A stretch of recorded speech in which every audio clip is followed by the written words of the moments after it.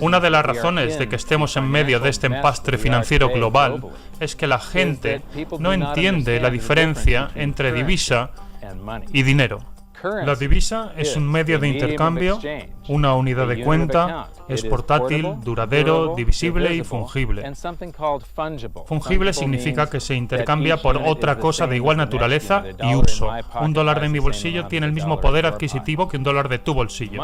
El dinero es todo esto y es una reserva de valor para largos periodos de tiempo. Ni los asesores financieros, ni los banqueros, tu contable, ninguno de ellos entiende la diferencia entre divisa y dinero. La divisa de tu cartera es un medio de intercambio. Es una unidad de cuenta porque tiene números impresos. Es casi duradero, portátil, divisible porque se puede cambiar por unidades más pequeñas y es fungible. El poder adquisitivo de mi dólar es el mismo que el de tu dólar. Pero, debido a que los gobiernos pueden imprimir más y más y más y diluir la oferta monetaria, constantemente transfiere poder adquisitivo de tu cartera desde tu cuenta bancaria al gobierno y al sistema bancario. Las razones de que el oro y la plata sean la representación óptima del dinero es por sus propiedades. Es un medio de intercambio fácil, porque acumula poder adquisitivo en poco espacio. Es una unidad de cuenta, porque el oro puro tiene el mismo valor en todo el planeta. Así que una onza de oro tiene el mismo poder adquisitivo en Egipto, en China o en los Estados Unidos. Es duradero. El mismo oro que usaban los egipcios hace 5.000 años para comerciar sigue usándose hoy. No se corroe, es divisible, obtienes cambio, es portátil. Se podría usar algo como el petróleo como dinero, pero no es fácil llevar un barril por ahí. Es fungible, ya que el oro puro es lo mismo en todo el planeta. La plata pura es igual en todo el planeta. Su cantidad es limitada y por eso mantiene el poder adquisitivo. Los gobiernos no lo pueden imprimir.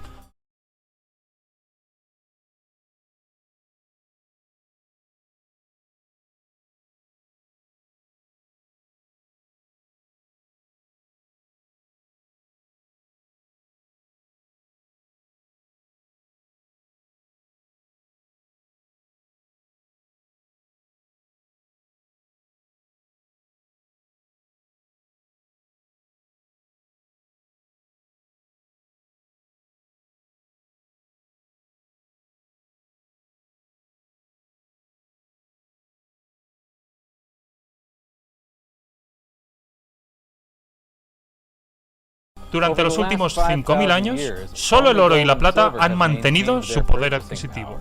Ha habido miles y miles de divisas fiduciarias, divisa que no estaba respaldada por ningún metal, y el valor de todas ha terminado en cero.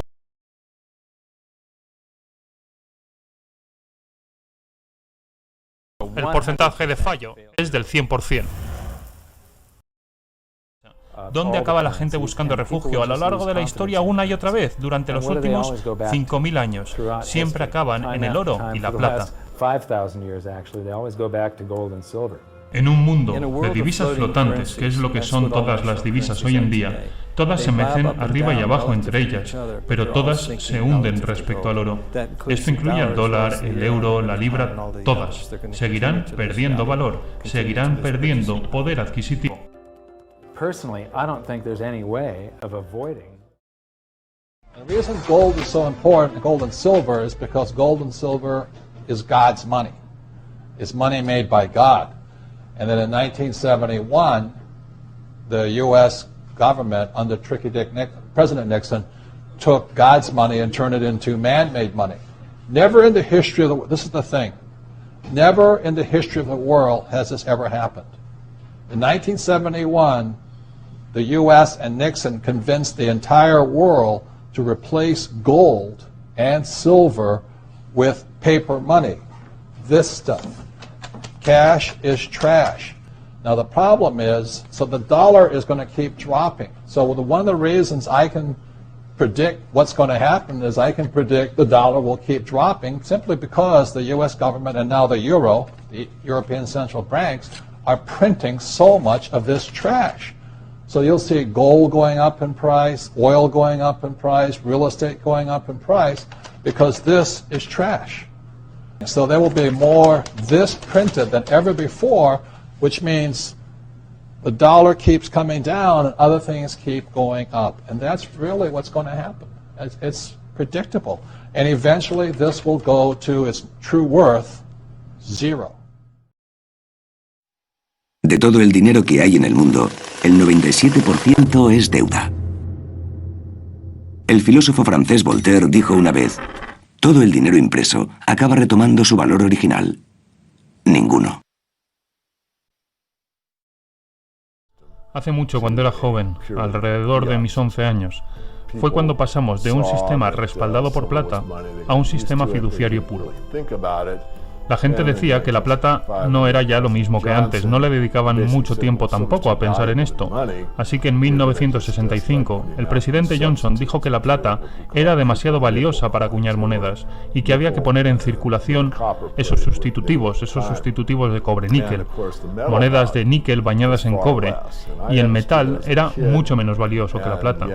Entendí, como niño, lo que muy pocos adultos eran capaces de ver, pero tan solo hace falta esos pocos para que la ley de Gresham actúe, y muy pronto las monedas dejaron de circular. Es muy interesante, en realidad, conociendo algo de historia monetaria, que siempre las monedas que se acuñen tengan que parecerse al oro o la plata. Muchas son muy curiosas. Algunas son imitación de plata en el interior, oro en el exterior, sin valor ninguno. El metal ese no tiene valor. Pero es algo a nivel subconsciente. ¿Por qué imitarían el color del oro y la plata? Hay algo en la especie humana que parece que sea un conocimiento adquirido, algo que te hace pensar que el oro y la plata tienen valor. Así que si miras en el bolsillo y ves algo del color del oro o de la plata, enseguida te da una sensación de bienestar, una sensación de emoción. Oh, pero en realidad, si te paras a pensarlo, en esas monedas no hay valor ninguno.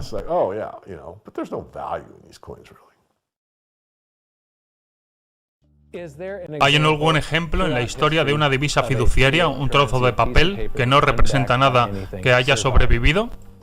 Respuesta corta, no. Respuesta larga, no. He aquí el porqué. Addison Wiggins tomó el diario The Daily Reckoning y le dieron la vuelta a todo. Bill Bonner le pidió que catalogara las divisas fiduciarias de la historia y qué había pasado con ellas. Se puso a trabajar diligentemente y pronto había repasado todo el alfabeto. Todas las divisas fiduciarias que empezaban con la letra A habían desaparecido. Todas acabaron valiendo cero. A mitad de la letra B se dio cuenta de que todas las divisas fiduciarias hasta ese punto, tan solo la primera letra y la mitad de la segunda, ya había 600 diferentes, todas y cada una de ellas había acabado sin valor ninguno. Todas ellas. 600 divisas fiduciarias de las letras A y B. Las 600 primeras, ninguna lo consiguió. ¿Y tú crees que esta, el dólar de Estados Unidos, va a ser la primera en conseguirlo después de todo esto? Yo no lo creo, no. Ninguna divisa fiduciaria ha sobrevivido jamás. Ninguna. Well, like I said, there are these brief moments in history where the safest place to be, the safe haven investment for every second of the last 5,000 years, the only thing that has never gone to zero and can't go to zero, every stock can go to zero. That, for these brief moments, also becomes the place with the single greatest potential gains in purchasing power. If you looked at the 70s bull market, from 71 to 80, the top performer was silver, second performer was gold, third performer was oil, fourth performer was the precious metals mining stocks. I can't understand why, you mentioned that people don't even do the recommended 10%. Well, why do they recommend 10%? They recommend 10% because they want to make money off of the other 90%, and those brokers that are saying this, they don't make any money off of the gold and silver. So they tell you that it's dangerous. You got to be careful with gold. Don't put any more than 10% in your portfolio as a hedge. What a bunch of crap. Gold was $35 an ounce in 1971. It's now about $1,000, and for the Dow to have had the same performance over that period of time, it would have to be over 26,000 points. It would have to be like 3.8 times higher than it is today.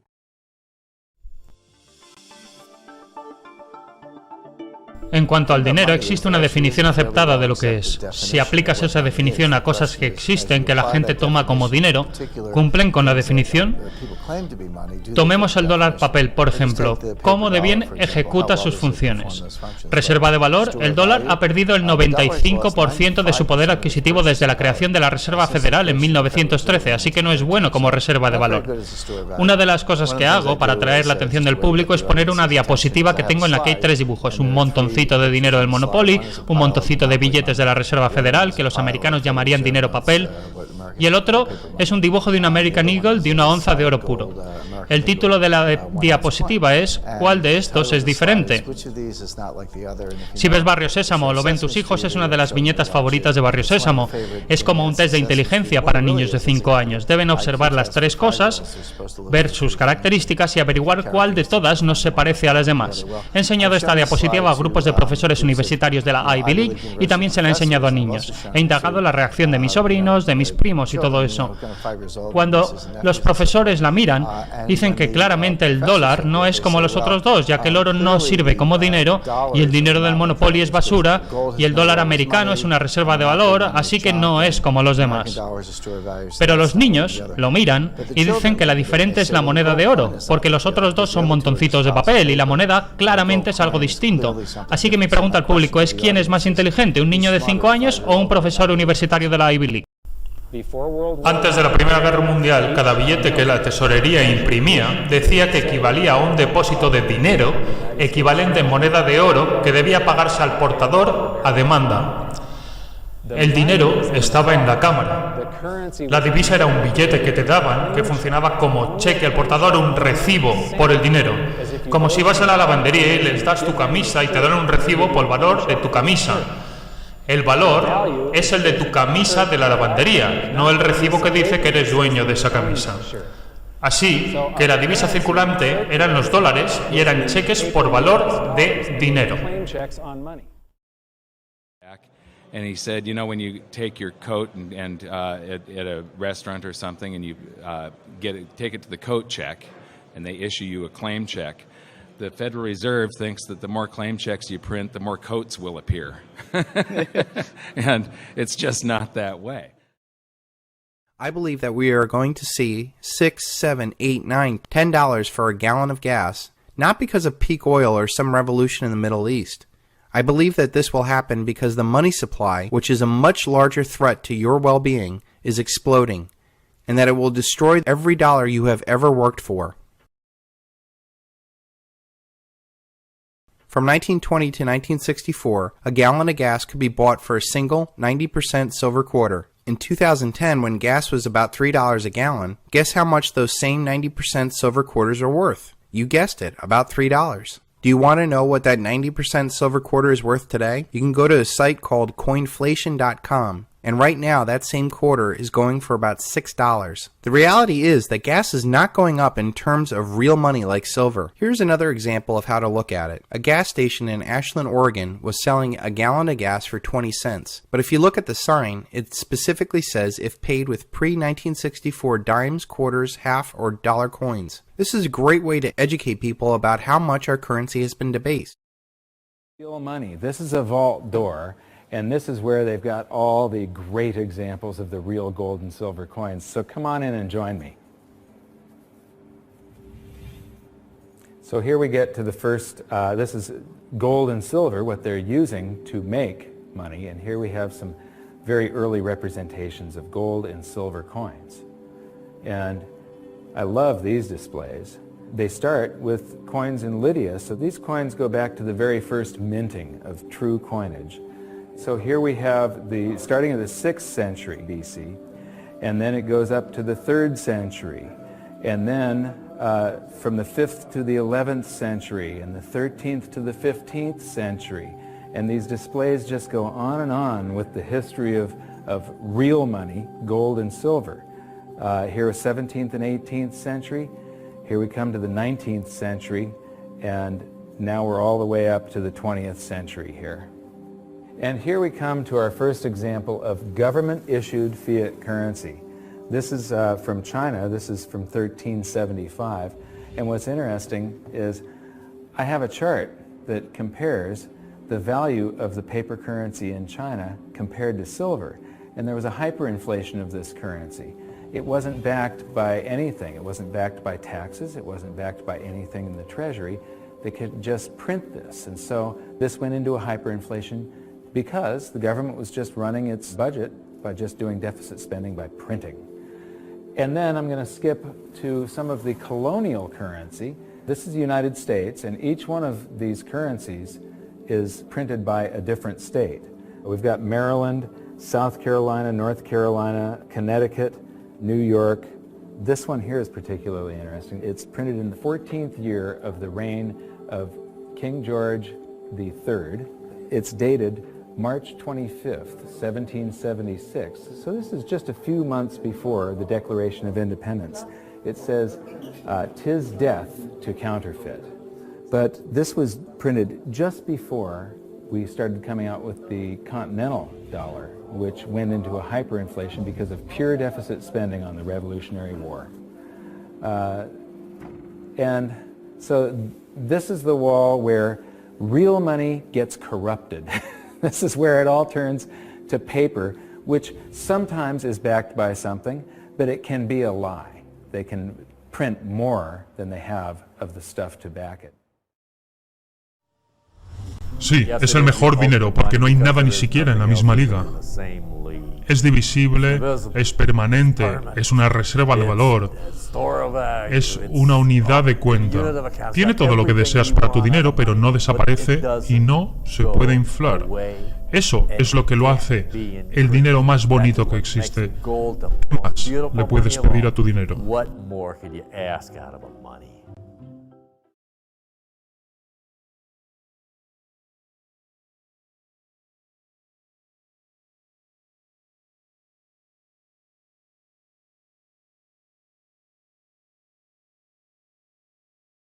Display shows the usual museum pieces that are described as commodity money: cowrie shells, representative axes, cocoa beans, and the like.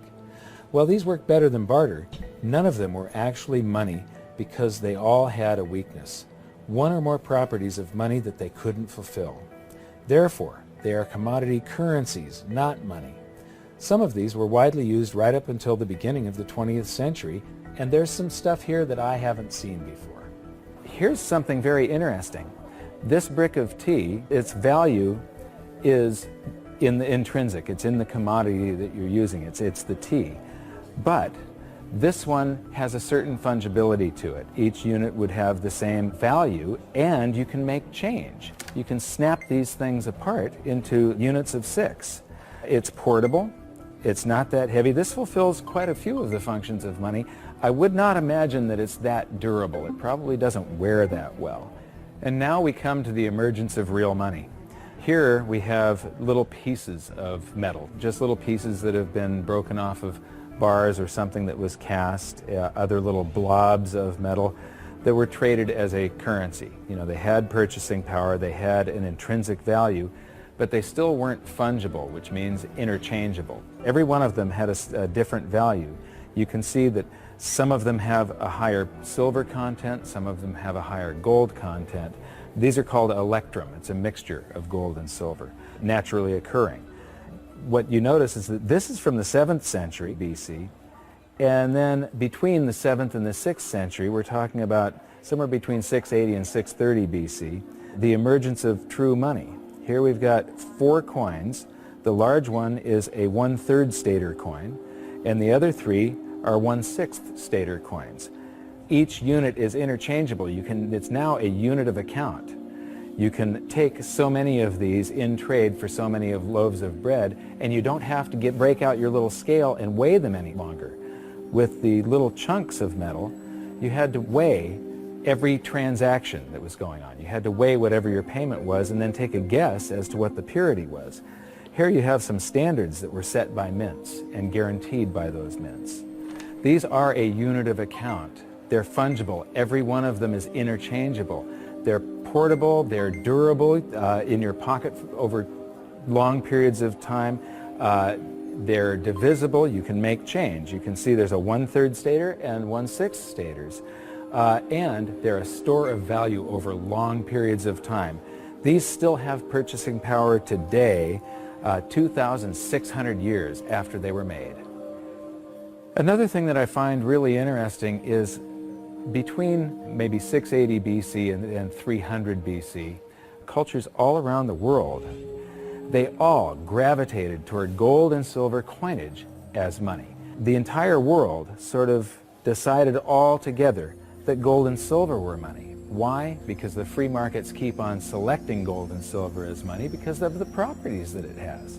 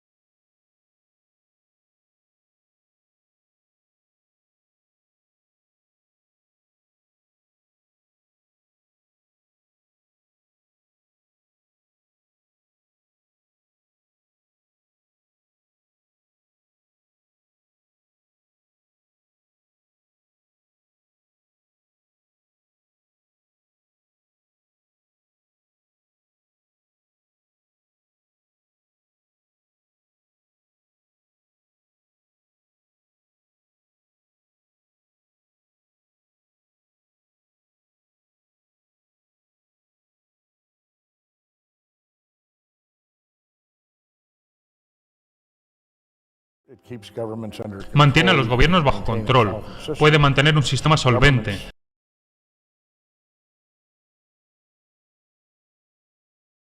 A los gobiernos no les gusta el oro porque de momento van sacando tajada con la divisa fiduciaria.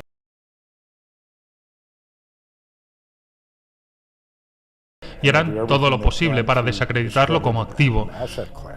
Quiere decir que, Dios mío, el oro ha batido al Dow Jones todos y cada uno de los últimos 7 años, y aún así no se le considera un activo legítimo.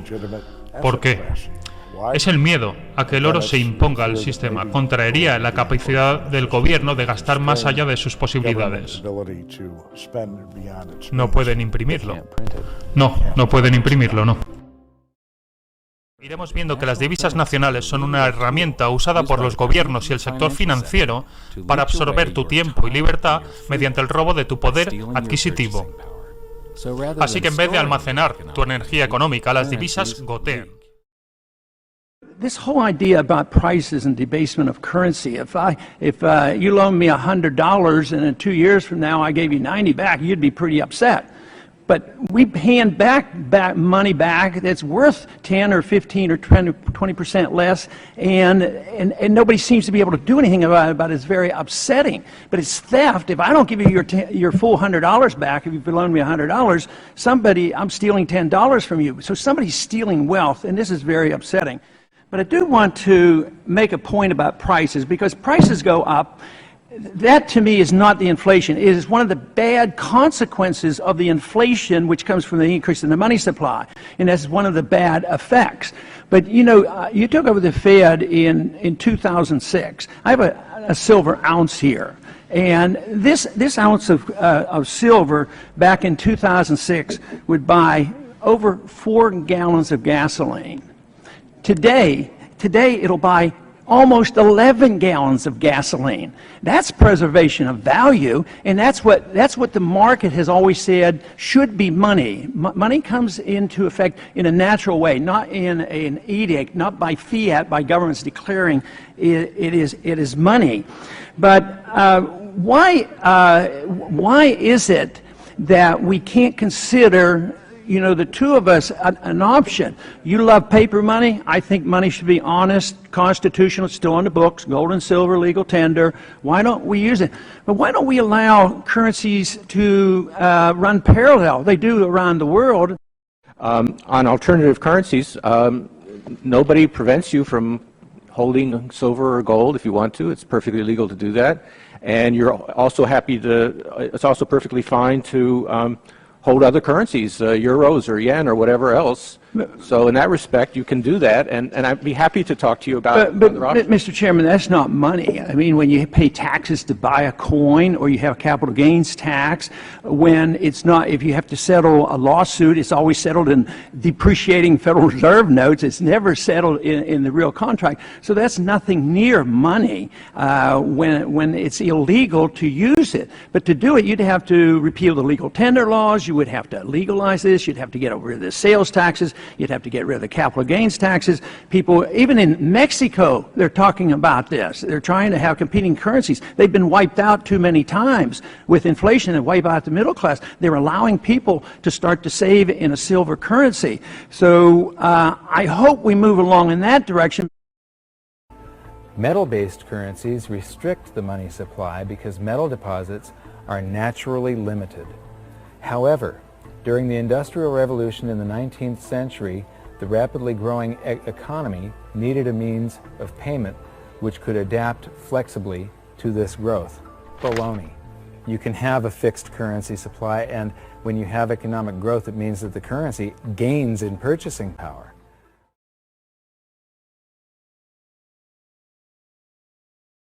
Travel around and speak to audiences all over the globe.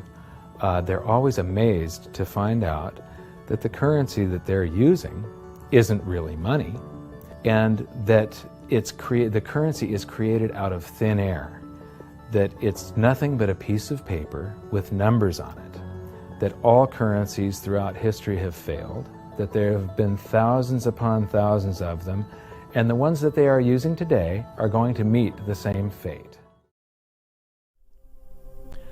Ahora que hemos aprendido que nuestra verdadera riqueza es nuestro tiempo y libertad, el dinero es una herramienta de comercio que almacena tu energía económica, que representa tu libertad y tu tiempo, mientras las divisas lentamente lo derraman. El oro y la plata son la mejor forma de dinero simplemente por sus características. Las divisas fiduciarias se basan en la fe y la confianza y siempre vuelven a su valor intrínseco de cero. A los gobiernos no les gusta el oro porque les impone restricciones. Las alzas de los precios son síntomas de una expansión de oferta de divisa. El oro y la plata siempre acaban retomando el valor de una política expansiva de divisa.